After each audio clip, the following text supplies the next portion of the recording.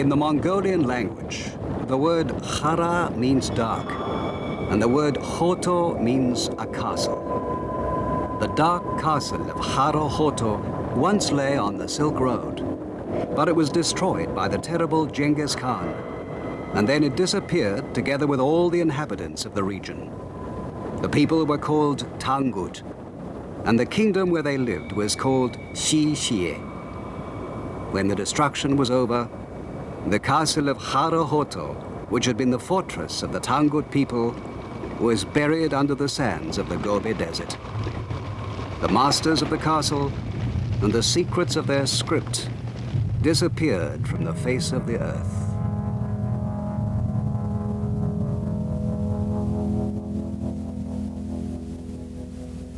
Our journey to Khara Hoto started at Jiuchang, an oasis on the Silk Road near the Qilian Mountains. The dark castle is in the middle of the desert, about 400 kilometers or 250 miles north from this bell tower at Jiuchang.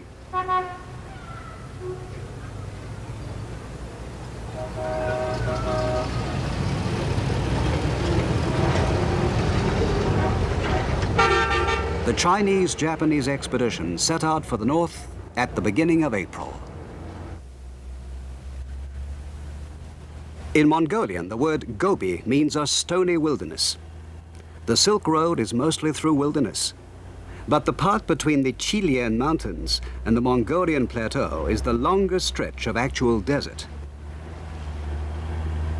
The first person to look for Khara Hoto in this wilderness was the Russian Kozlov at the beginning of the 20th century. He had heard stories about a lost city in the middle of the desert, and he believed there might be something in them. Other explorers to search for Khara Hoto included Hedin, a Swede, Stein, an Englishman, and Warner, an American art historian. But 50 years have passed since the last of these set foot here.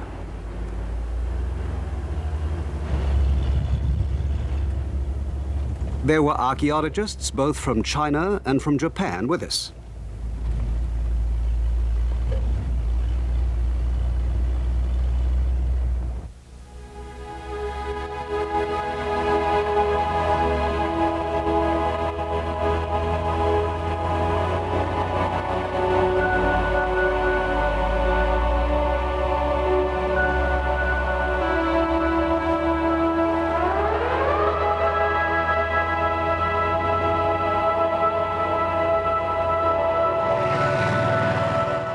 The archaeologists noticed earthworks we were passing that were the ruins of signal towers built in Han times, about 2,000 years ago.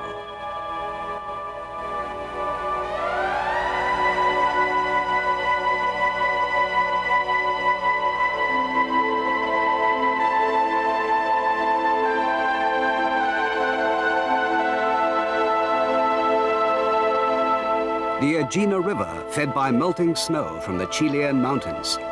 About 2,000 years ago, the road by this river connecting Jiuchang and Khara Hoto was the scene of many battles between the wild nomadic Huns and Chinese soldiers who kept the Silk Road safe for travelers. Along the river, the Chinese built a series of forts and a line of defense extending northwards. Khara Hoto was the most northerly point of this line of defense.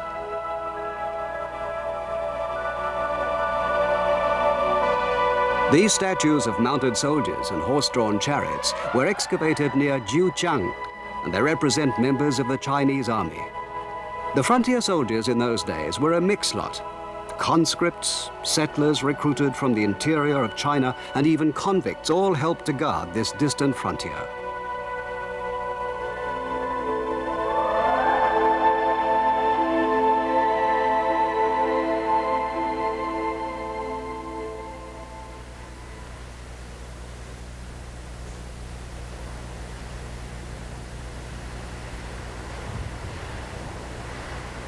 "250 kilometers, or 150 miles from Jiuchang, we pitched camp for the first time. The temperature during the day had been about 20 degrees Celsius, or 70 degrees Fahrenheit. But during the night, it quickly fell to as low as about -6 degrees Celsius, or about 20 degrees Fahrenheit. This wide range of diurnal temperature is quite common in the Gobi Desert. We found the dried hoof of a camel, which showed no sign of decomposition. Perhaps the camel had been killed by wolves. We couldn't guess. In this area, the only rainfall is only about 37 millimeters, or 1.5 inches, and evaporation would easily dry out 100 times this amount.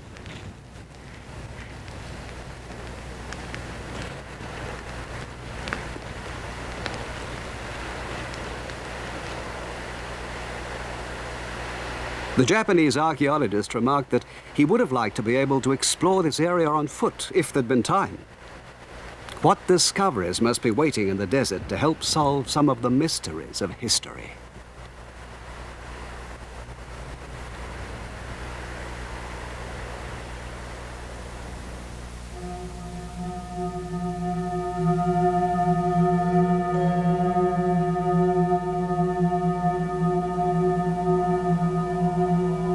A Buddhist picture excavated at Hara Hoto by Kozlov at the beginning of the century is now in the Hermitage Museum in the Soviet Union.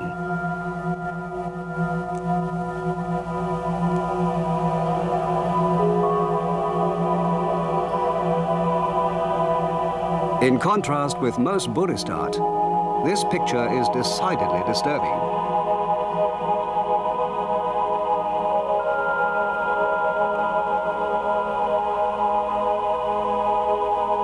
The Tangut people who founded the kingdom of Shi Xie and who painted this picture may have been of Tibetan origin.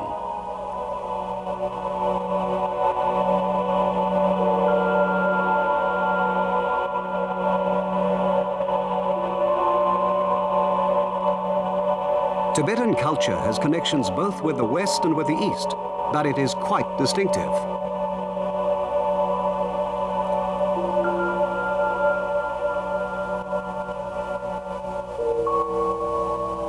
The people of Tangut had a script of their own based on Chinese characters and were Buddhists. They conquered the treasure house city of Dunhuang and established a great kingdom in the middle of the desert.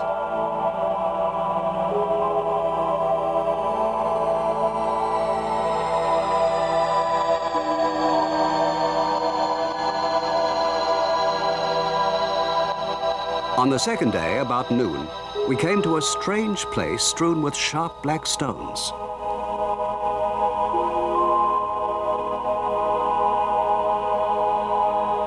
Even by the standards of the Gobi Desert, this is a fearful place, and the local people dread it.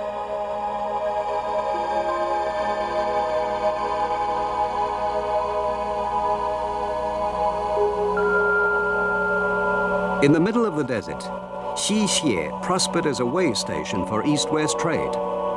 However, this prosperity only lasted for about 200 years. In the 13th century, the city seems to have vanished.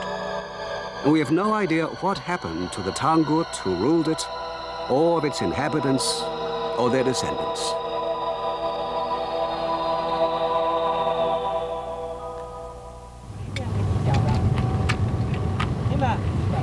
About 350 kilometers, or 200 miles from Jiujiang, we came to the first oasis on our journey, the town of Egina. In Marco Polo's book of his travels, there's a mention of an Egina, but it wasn't this town, which was built only around 1960. But because of the oasis, the name still remains.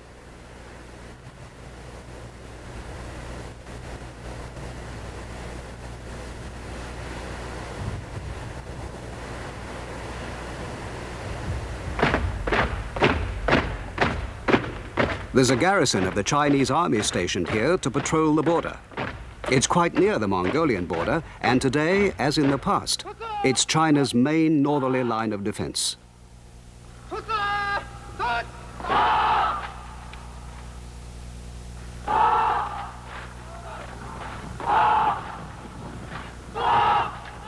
We heard a rumor that in the Gobi Desert to the south of the town, there was a launching base for missiles and satellites.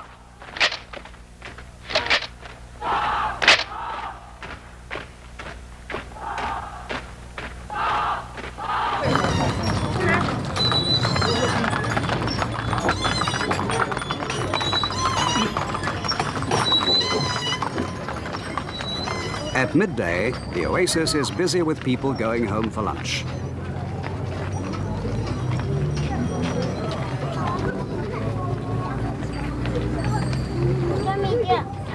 We were a great attraction. There are very few foreigners to be seen here.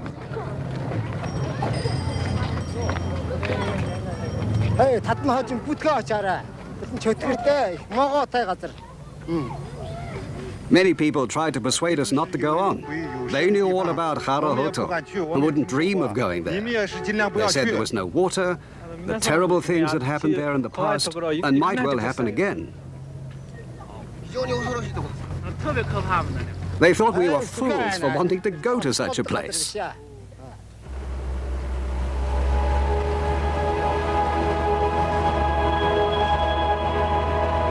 Harahoto lies east of Egina, near a place where the Egina River becomes a group of small lakes.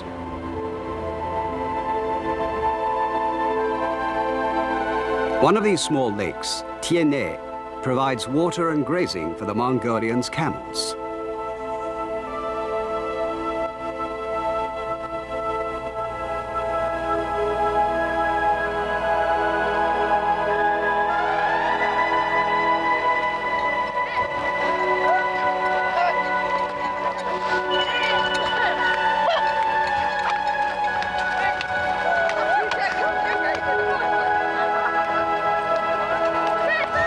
Here, even the smallest child is a skillful camel rider.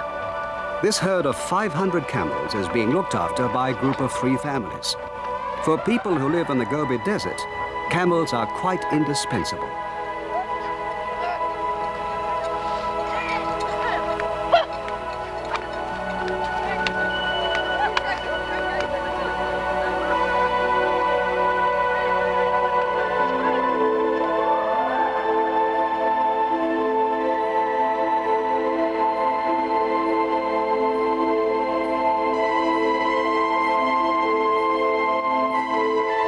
According to the Han histories, there was once a big lake here, like an inland sea. Today, the Great Lake has broken up into a number of smaller ones. The Chinese scientists believe this is due to movements of the sand over 2,000 years.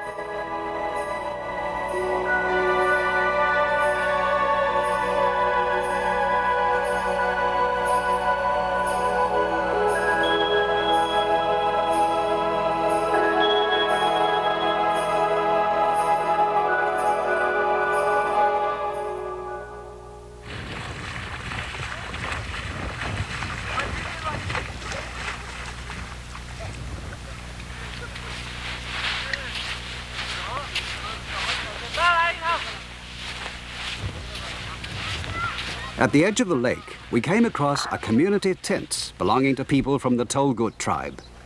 The Tolgut are Mongolians who wandered here about 300 years ago from Xinjiang, far away in the west, and settled down. They raise goats, sheep, and camels, and every 6 months they wander off in search of new pastures. When they find a good place, they rebuild their tents and settle down again. But they stay within an area about 500 kilometers across or 300 miles. This family looks after a flock of about 400 sheep and goats, but of these only about 40 actually belong to them. The others are communal property. The more stock they look after, the more they get paid. They make a kind of alcoholic drink from mare's milk called kumis. First, the milk is allowed to ferment, and then it's heated on a stove. Then a round wooden cylinder, hollow and open at both ends, is placed in the milk.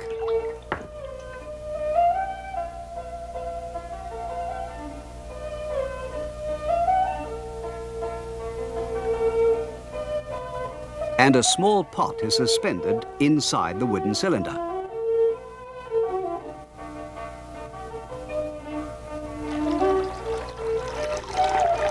A second bowl is placed on top of the cylinder and filled with cold water. The alcohol in the mare's milk condenses on the cold water bowl and trickles down into the small pot. It's a form of still.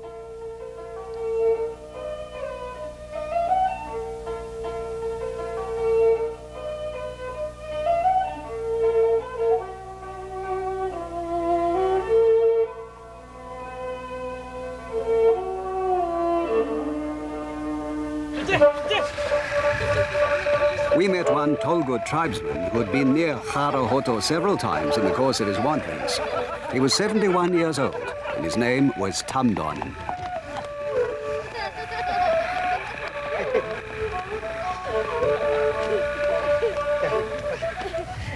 He agreed to act as our guide as long as he didn't actually have to enter the castle, but only approach it.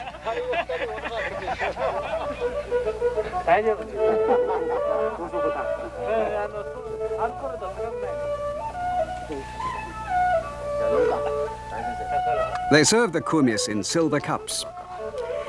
It tastes pretty rank, but we didn't want to hurt the old man's feelings.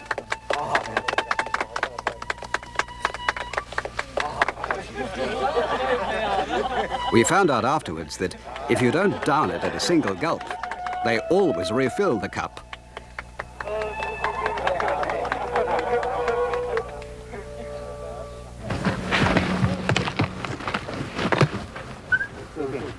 At the village of Nanborg, we borrowed 33 camels. We had our equipment, water, food, and so on, more than a ton of luggage altogether.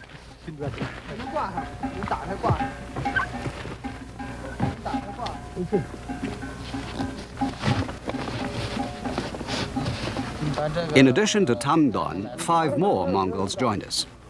They would also be guides and would look after the camels.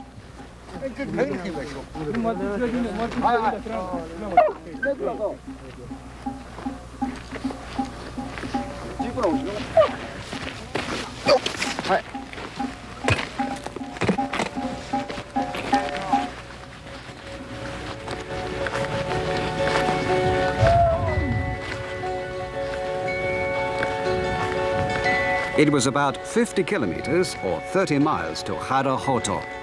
And since camels usually travel at about 35 kilometers a day or 20 miles, it'd take us about a day and a half to get there.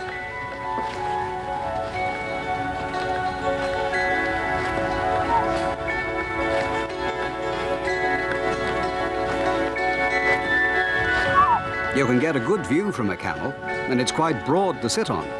So our first experience of travel by camel seemed quite satisfactory at first.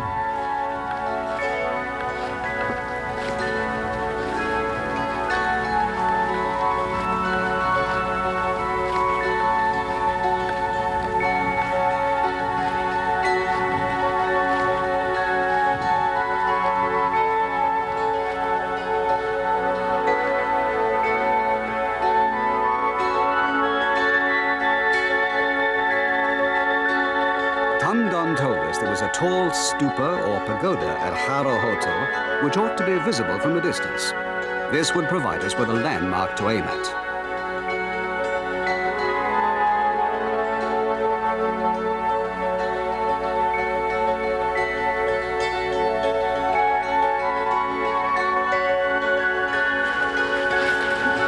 Each camel carries about 150 kilograms of luggage. That's 300 pounds.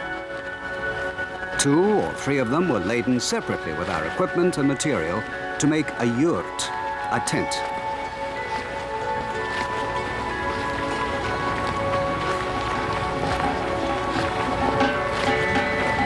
Before us on this road had traveled the merchants of the Silk Road with their precious stones and fine stuffs.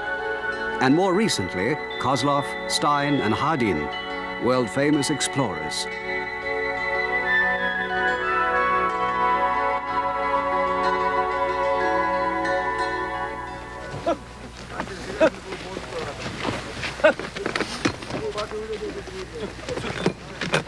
We soon had to stop.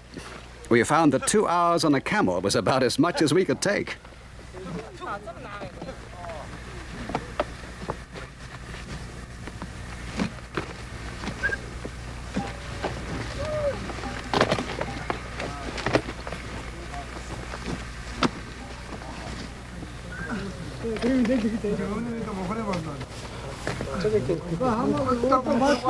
The tents are like prefab houses. The basic structure is made of the wood of the tamarisk, a sort of willow that grows in the desert.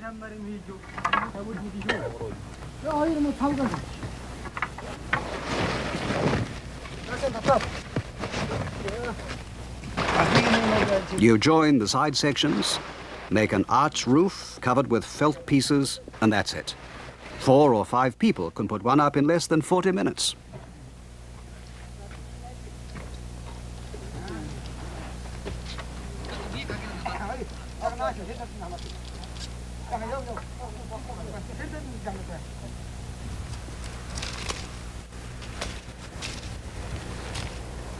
The camels eat anything, even the scrubby bush that grows in the desert. And there are records of camels going for as long as 72 days without water.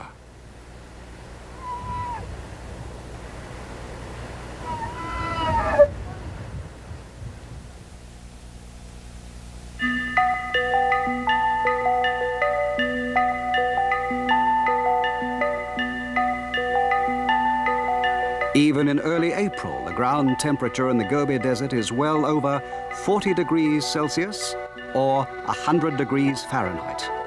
The hot air seems to shimmer, and you can see mirages everywhere. Yet when the wind blows, the air is so dry it feels cool against your skin.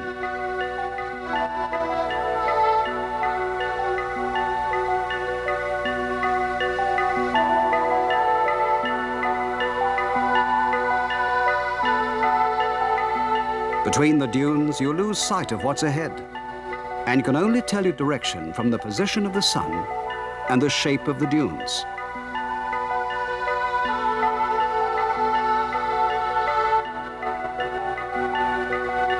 Here, because the wind blows from the northwest, the dunes slope southeast.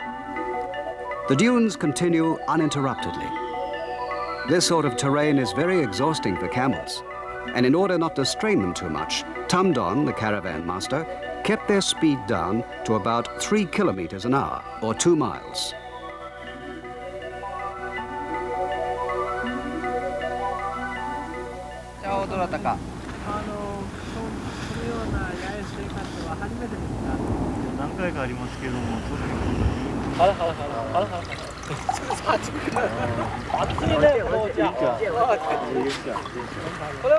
They drink an odd beverage here called oily tea. It's made by adding hot water, not to tea leaves, but to a mixture of flour and mutton fat. It isn't to everybody's taste, but it certainly kept us warm.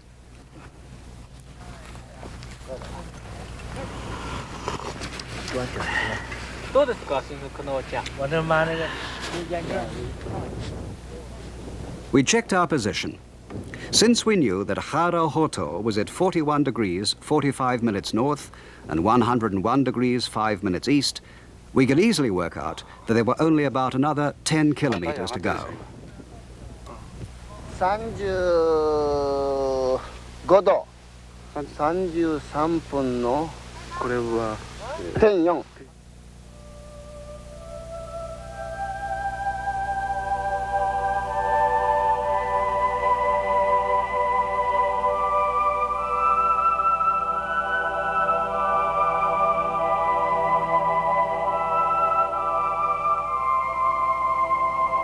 As we progressed, we kept our eyes open for the Stupa landmark.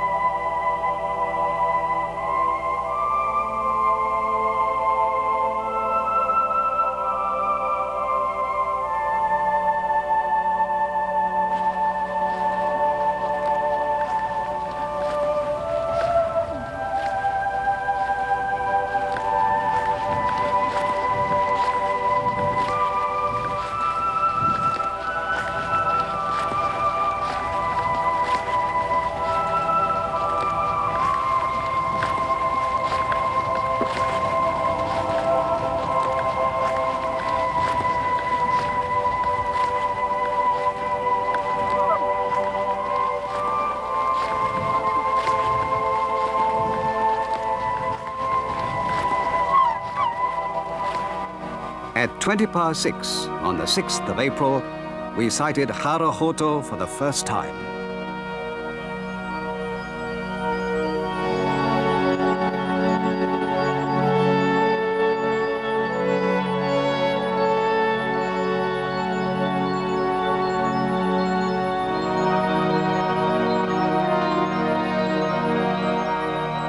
The silhouette of the stupa showed clearly against the darkening sky.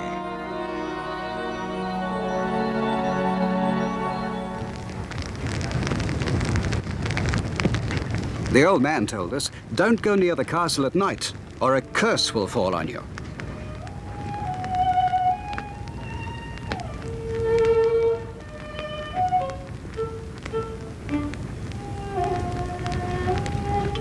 He sat playing a folk instrument, and he started to tell us the story of Hara Hoto as it's been handed down from ancient times.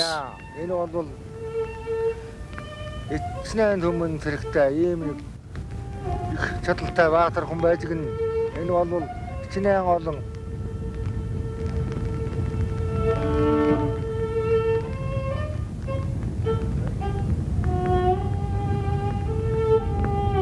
их тариалантай эндээс аваад ингээд их хичнээн их өргөн тариалантай ийм нэг баян чарга хүн байж гэнэ. Энэ бол хичнээн төмөн хэрэгтэй ийм нэг хотыг эзэлсэн харад дэмжин гэдэг нэртэй халдартай ийм нэг хүн байж гэнэ. Энийг зүуд нь энэ дайлдаж бараад хөсгөрөхгүй ийм нэг сүхэ их баатар байж байгаа. Энийг бол чингээд гарч ирж энийг бол баар савнаны яраалыг үзжээ. Энэ бол хамгийн сүүл усаар нь хастаагаад энийг хэдэн төмөн тэрэгмартуулж ирж энэ бол усаар нь хатуулж энийг жаахан хүчтэй муудуулсан ийм нэг баатар байж. Ингээд сүүл хотын зүүн биеэр хаглаад оргоо дутаагаа гараад явсан. Ард түмэн бол ард нь тангадаг нь тангаж өлсдөг нь өлсдөг гэсэн эцнээ нэг ард түмнийг ингэж сүйтгэсэн ийм нэг хар жанжин гэдэг хүн байж гинэ. Энэ бол хотоор нь баг эцнээ хүнийг дүүргэж ингэж хотоор нь дүүрэн их чөтгөр босгосон ийм нэг хүн байж гинэ.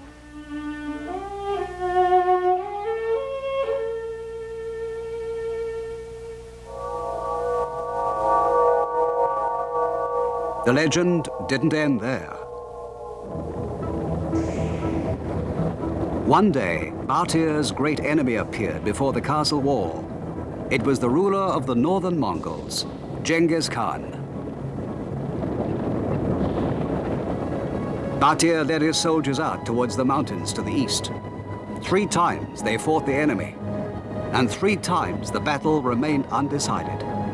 So, Batir returned to the castle and made ready for a siege.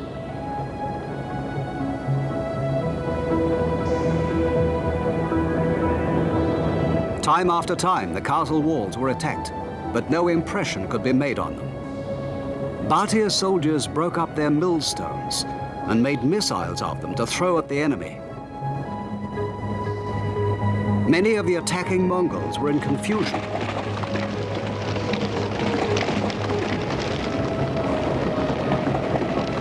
Then Genghis Khan thought of a plan. Dam the river which passes the castle, he cried. They brought sand in carts and changed the course of the river to the west.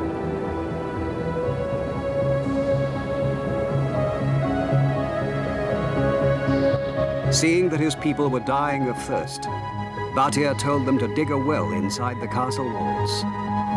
They dug in the west corner of the courtyard to a depth of 240 meters or 800 feet. But they couldn't find a drop of water. Now Batir knew that the end was near.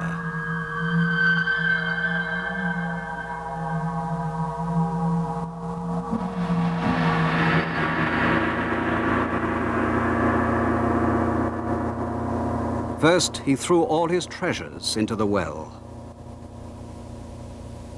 Then he killed his wife and all his children with his own hands, so they should not fall into the power of the enemy.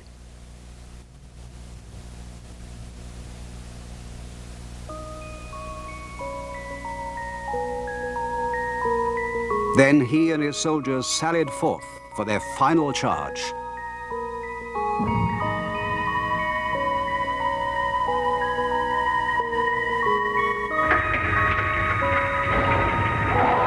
Still cursing his enemy, Batir now breathed his last.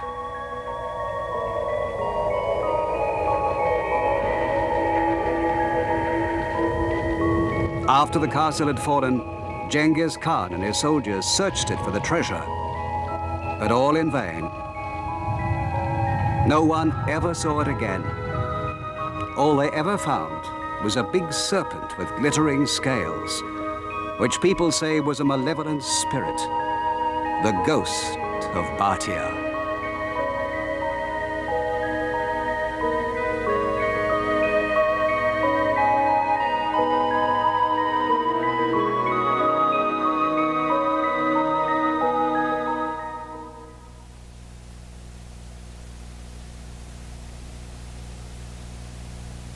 With the first rays of the morning sun, we rose and went into the castle. We were its first visitors for half a century.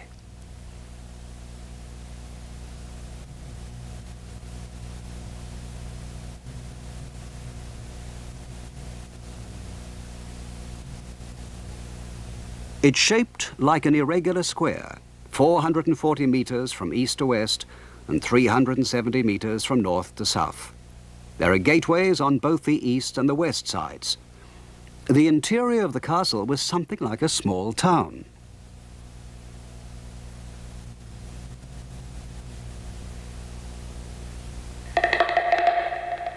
Everywhere you look, you can see traces of buildings. And there are ruins of large temples. It's obvious that the people were devout Buddhists.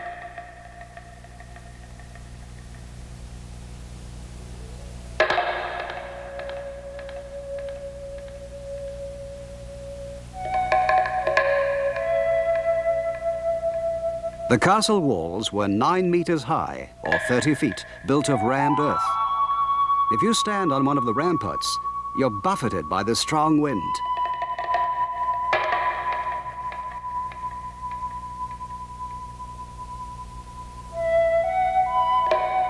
The stupa is in the northwest corner. More than 18 meters high, or 50 feet, it dominates the castle. It is said to be a perfect example of Tibetan-style architecture.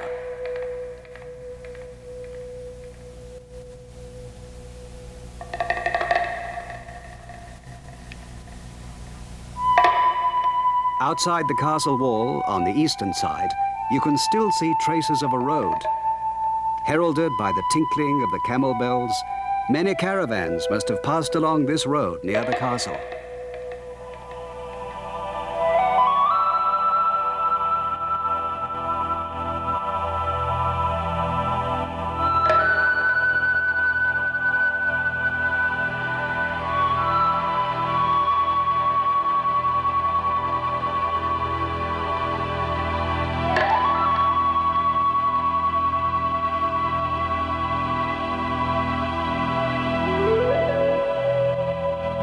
When you enter the eastern gate, the first thing you see is a temple. It's easy to imagine how priests and soldiers must have passed back and forth, greeting each other in their Xixian language. Today, there's nothing left but bits of broken tile.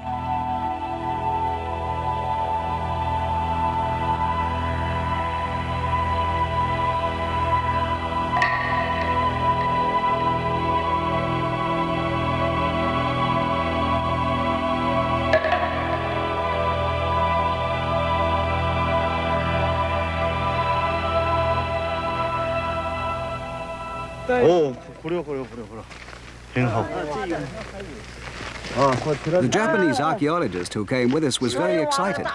He'd never expected to see so many ancient relics just lying on the ground.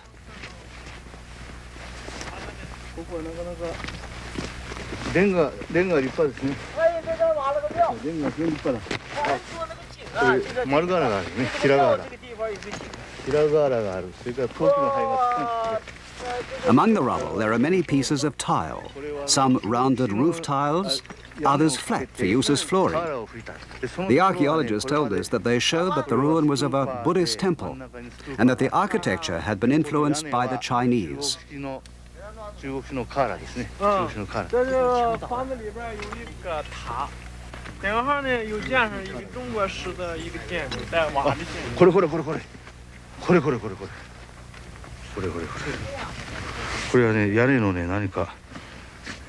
シビかなんかの This green glazed piece was obviously part of a finial or ridge end.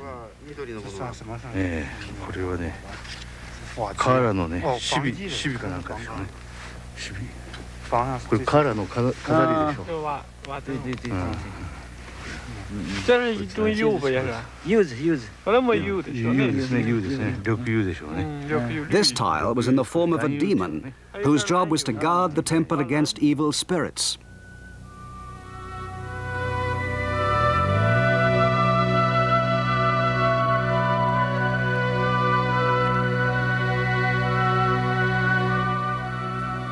The temple, with its pottery tiles and ornamental Chinese-style roof, and with its white plastered walls, must have sparkled in the sunlight like a jewel.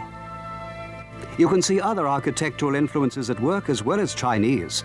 Tangut, Uyghur, and many other tribesmen must all have lived together here.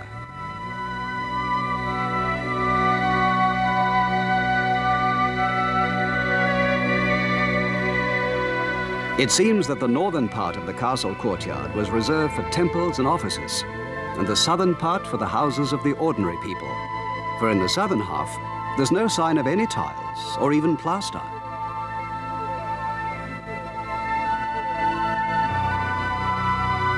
The space inside the ruins could have included a marketplace and a courtyard for the caravans of the traders. The ordinary people's houses must have been made of sun-baked brick, with wooden cross beams supporting a clay roof.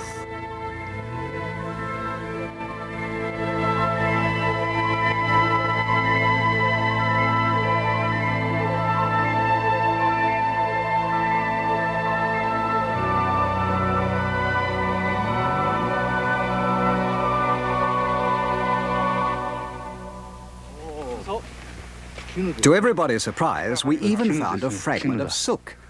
The archaeologist was overjoyed. It's silk, was all he could say. 絹が発見された絹だ聖火時代の絹だ染めてありますね。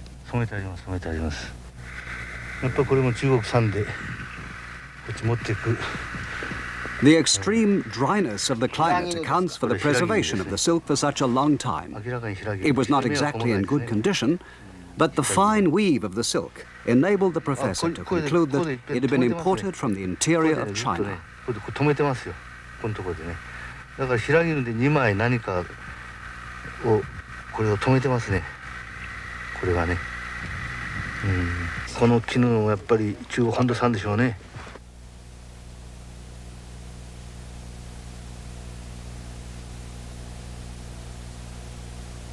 Wooden combs can often be dated more or less exactly by the shape of their curves.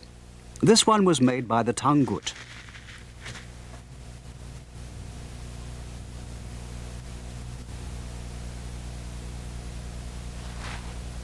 This heel-less cotton shoe was beautifully embroidered.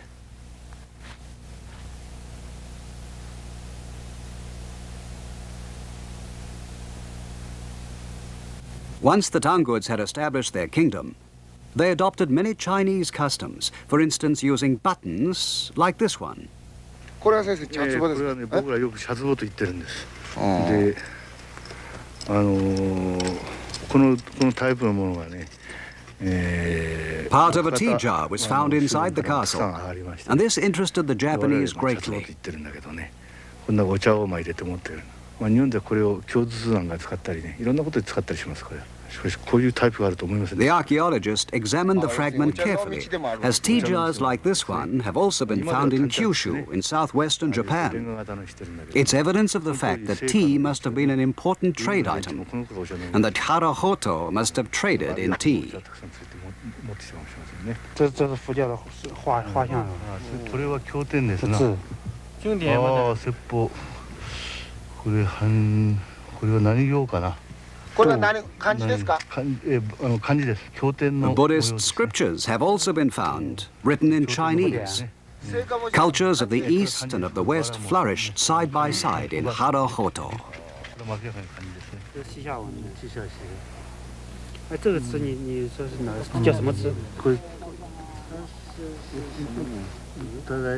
We also found many scraps of paper with writing in the Xie script, which has still not been entirely deciphered. Perhaps some of these inscriptions will help the work of deciphering.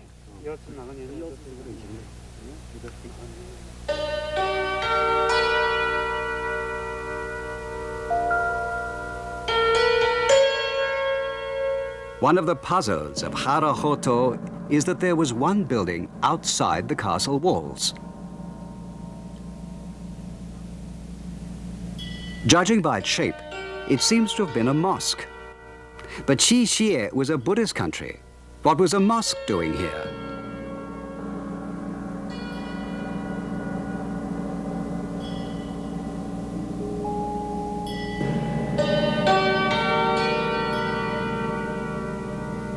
Perhaps there were Muslims among the people ruled by the Tangut.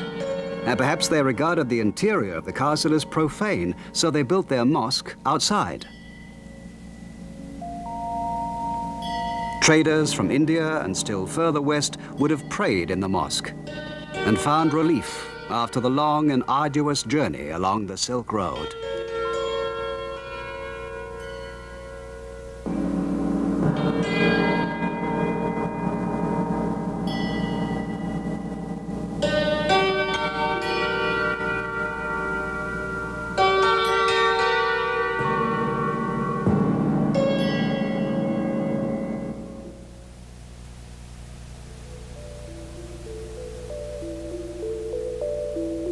But what made the most powerful impression on us was a discovery we made at the base of the northwestern stupa, a memorial tower about 2 meters high or 6 feet.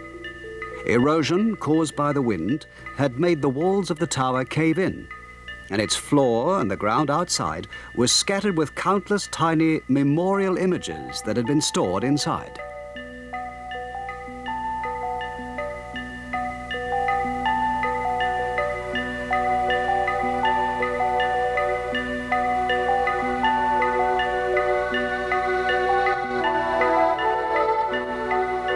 They'd been mass-produced in casts.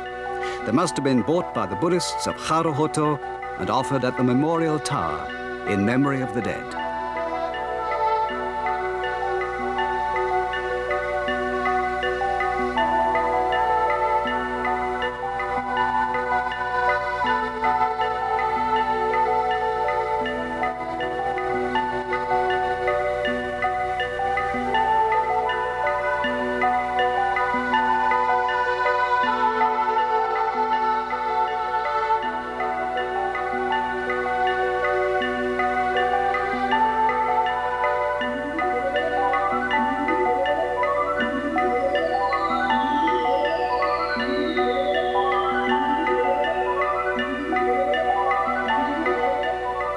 We took a few of the Buddhas for museums in China, but left the rest exactly as we'd found them.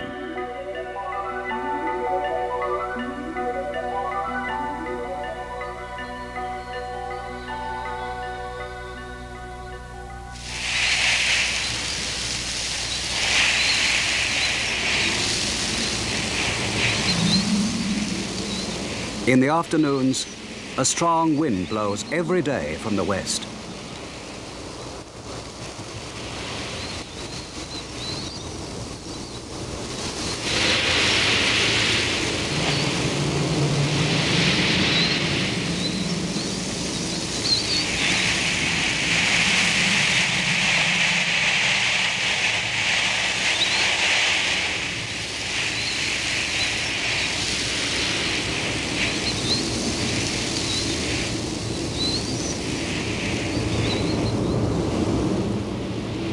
The rivulets of drifting sand seem like the gliding motions of the legendary serpent that guards the treasure of Harahoto.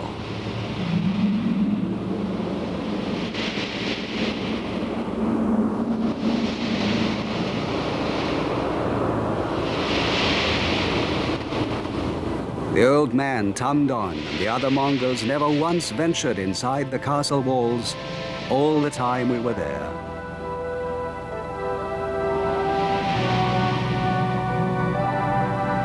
Once again, the sand blows against the walls, drawing a veil over the legendary dark castle of Harahoto.